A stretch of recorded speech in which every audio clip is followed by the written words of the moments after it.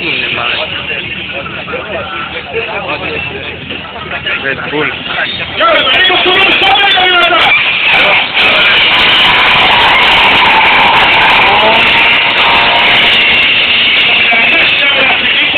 Μαλάκα.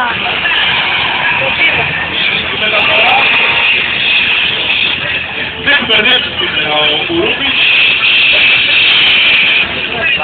Ένα κρατό χειροκρότημα λοιπόν για να δείχνω τον Κουρούπη. Τώρα μπαίνει μπαμπά. Μακάρι να μην φύγει ρε φίλε. Από μπροστά την έχει κάνει πολύ Όταν δύο λοιπόν για το τελευταίο πέρας, πάμε να πεις το όρο. ναι, νομίζω. Έκοψε τα πλατάκια του. 87. Ο μέσος όρος με τον Νίκο Κουρούπη.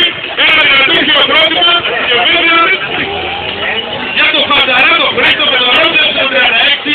Έφερα power service και το παραπροtection, αερογραφίες αγάκι και τέτοιες χανταρά στη χορηγή του. Για να δούμε την μπαμπά.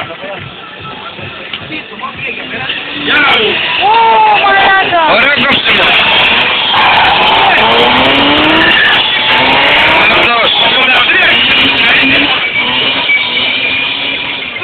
Πάει ο πόνος μαλάκα. Αυτό το βουλγάρικο δεν ακούγεται. Αφού είναι και μπαμπά είναι. Για ψιλον 36. Πόσο άσχημη την έκανε τον μπαστάρι. Πάμε.